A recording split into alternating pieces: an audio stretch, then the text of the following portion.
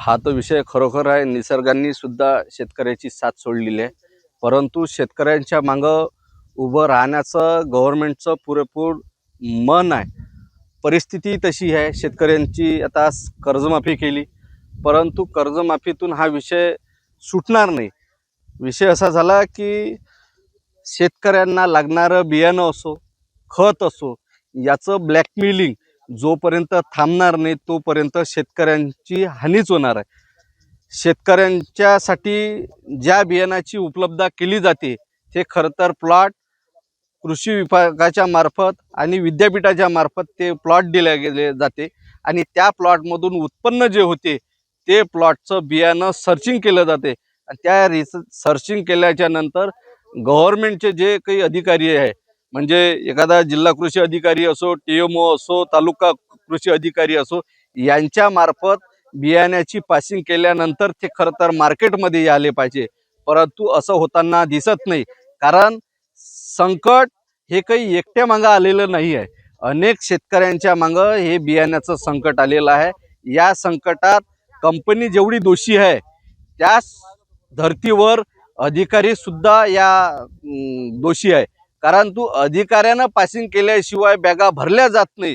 प्रामुख्याने असं असताना हे बियाणं आलं कुठून हे जर कृषी डिपार्टमेंटच्या अधिकाऱ्याला माहीत नसल तर हे काय उन्हाळ्याच्या AC लावून काय झोपा काढत होते काय? प्रामुख्यानं हा प्रश्न उपस्थित होते.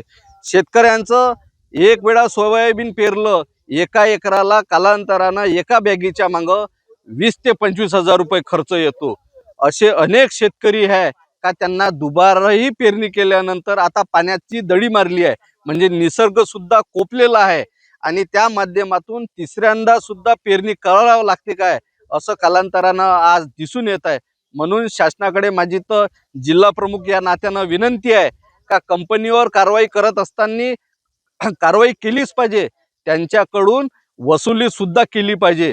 ज्या ज्या शेतकऱ्यांचं नुकसान झालं असेल त्यांना नुकसान भरपाई सुद्धा दिली पाहिजे आणि ज्या अधिकाऱ्यांचा यामध्ये रोल असेल त्यांना सर्वांना सस्पेंड करून चालणार नाही. त्यांच्यावर चांगले ताशेरे ओढून त्यांच्या सुरेश बुकामध्ये नोंद करून त्यांना सस्पेंड केलं पाहिजे आणि त्यांना समज सुद्धा दिली पाहिजे. यानंतर असे बियाणं प्रामुख्यानं मार्केटात येऊ नये याकडे गव्हर्नमेंटनं लक्ष दिलं पाहिजे, एवढीच माझी विनंती. पहिल्यांदा आम्ही हुतू बुस्टर या कंपनीचं बियाणं पेरलेलं होतं, ते काही निघालेलं नाही. 10-12% निघाले आहे. त्याच्यानंतर दुबार पेरणी केलेली आहे, ते पण आता पाणी नसल्याच्या कारणानं आम्ही तुषार म्हणा का स्प्रिंकलरच्या साह्यानं पाणी देत आहोत. आता निघालं तर ठीक, नाही तर मग आता शेतकऱ्याचं थोडं बुत आता निसर्गही साथ देत नाही. सरकारले तर म्हणता येणार नाही, कारण का सरकारचा काही दोष नाही त्याच्यात.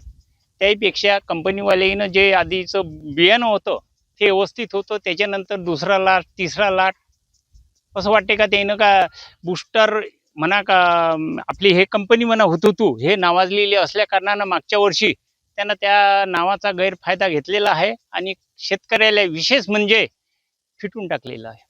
काय एकूणच तुमची मागणी असणार आहे? आता माझी मागणी अशी आहे, पहिलाही माझा जो खर्च झाला आहे 15, 20, 25 हजार, तो पण शासनाच्या मार्फतातून त्यांच्यावर कंपनीवर कारवाई करून देण्यात यावा आणि दुबार पेरणीचा तो पण खर्च देण्यात यावा.